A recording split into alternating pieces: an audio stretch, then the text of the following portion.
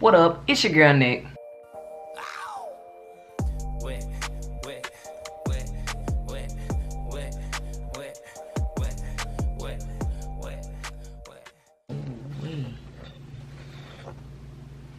I need to do something with this hair. Man, it's been like a month since I posted on my channel, guys, and I apologize for that. But if you follow us on Poops and Les, you already know what's up. You know that I've been moving, just bought a house. These are things that I didn't share on this channel, but that is going on in my life. Anyways, as you can see from the title, you know that this video is about one of my exes and how she kind of influenced me to be a stud. The reason why I put in the title, my ex made me a stud, is because she is the one who introduced me to labels.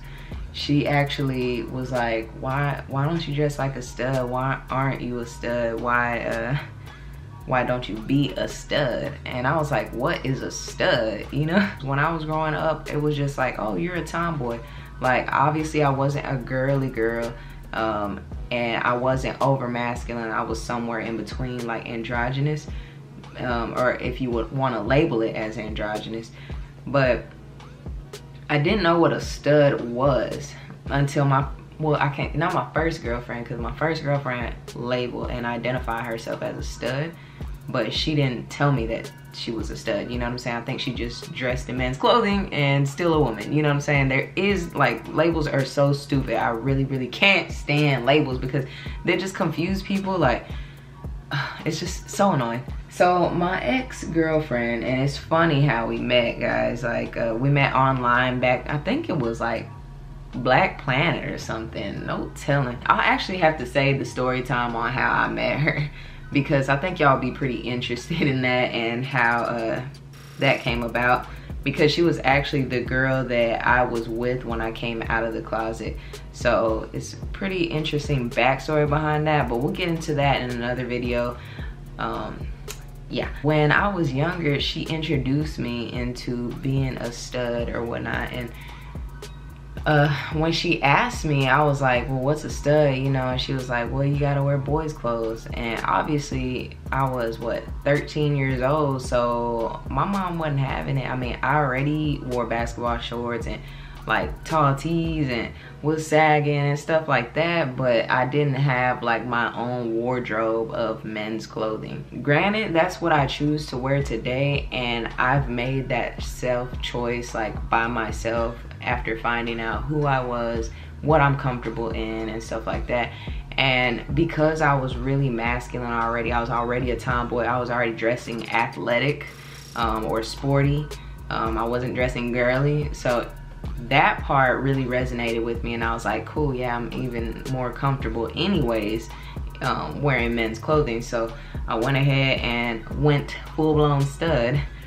And just in that process, it left me really confused, because I wasn't understanding what the label thing was. You know, I knew that I loved who I was in general. Like, I'm happy that I was born a woman, I am a woman, and you know, nothing will change my mind. I don't feel like I'm wrong in my body.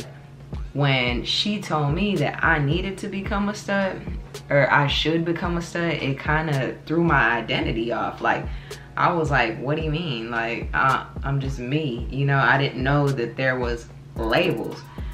And that kind of thing, I know that a lot of people kind of deal with stuff like that, where they're just not sure and they feel like they gotta fall under one category and label themselves that way.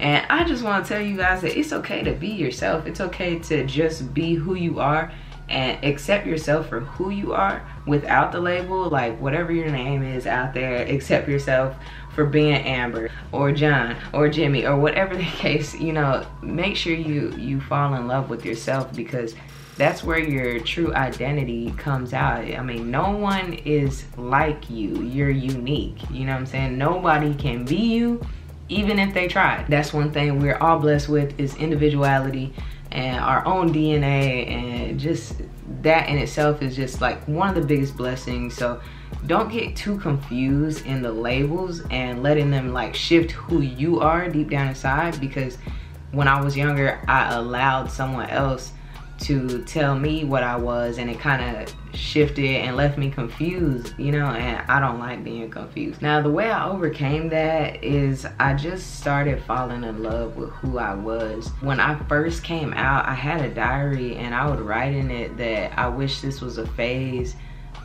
because I was so confused. And turns out, obviously, it's not a phase, but you know, people would tell me like, oh, it's just a phase you're going through, and it just left me really confused. Like, just a label left me that confused. And I know this is like cliche because DZ and I started Studology 101, and obviously when we were younger, okay, and when I say younger, I'm talking 18 and under. DZ and I started this when we were really young. Like, we probably shouldn't even been giving no advice because we were young, but I mean, it was good for our age. We were mature, more mature for our age. I don't know, you know what I'm saying. Anyways, we started Studology 101 based on the label that we identified with at the time, and we did make it very clear back then that being a stud was just a woman in men's clothing. Nothing less, nothing more. And really, a stud and calling ourselves a stud was only like for society, you know what I'm saying? Like, because we didn't feel like explaining, because people were always seeking like, no, you're not just you, you're something else. You're a lesbian, you know, or you're bisexual, or, and that's not the case. It's just, you are you, you know what I'm saying? Like, people make it so complicated. And when I was so young, we were obviously consumed in the label and thinking that we were something that we're not. It caused me to be like hard and gangster, and I just thought I knew everything. And I was cheating on girls, you know, just like not being true to myself, you know. Like, I was portraying something that I wasn't. Now that I'm older, and I know obviously that that's just a label, you know, and I had got so lost into that label that I forgot like who I really was, you know. I'm Dominic, I'm Nick, whatever you want to label it, you know, I am me at the end of the day. So I had to get that off my chest because I saw one of Damo's videos about her transgender and having like identity issues back then because she was like trying to find herself, and it really resonated with me because that's exactly like how I felt when I was presented with labels. And yeah, my ex really was like adamant, like, you should be a stud, you're already a tomboy, like, you need to be a little bit harder, you know, get your hair braided, this and that. Like, it just really like shifted my whole direction, and it went on for years of me just not being true to me. So I'm glad that like it took some time, but it's exactly probably what I needed, a lesson to go through. One good thing about that, honestly, was the fact that I could actually wear men's clothes. Like, I am way more comfortable in men's clothes. Like, I don't own anything that, like, I don't own a dress and stuff like that. No women's clothes whatsoever. And I'm comfortable with that, but I'm also comfortable with just being Dominic, you know, Nick.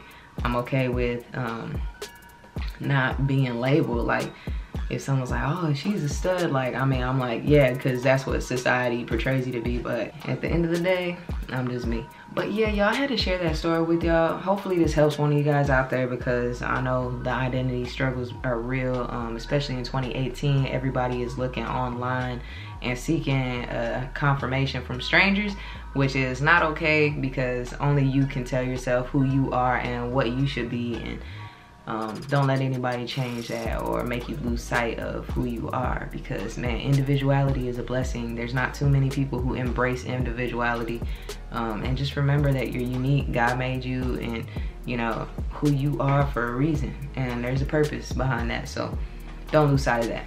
A few updates before I go. I'm gonna start my lock journey. I just moved into a new house. Les is over there putting clothes up. We are still unpacking. This is actually gonna be my YouTube room.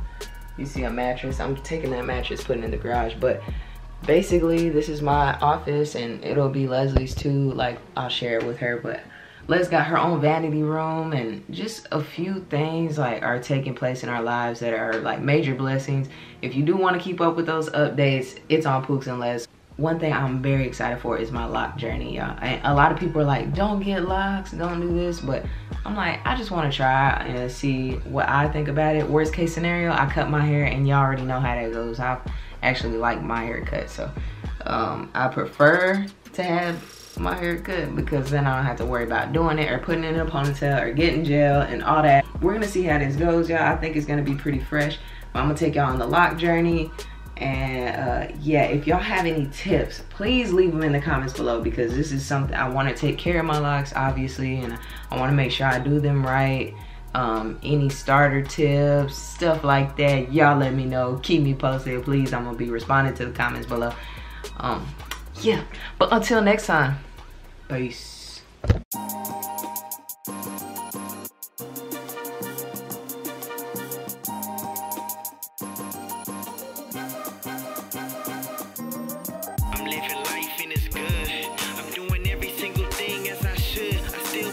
Work nothing less than I would. You can never knock me off. I know you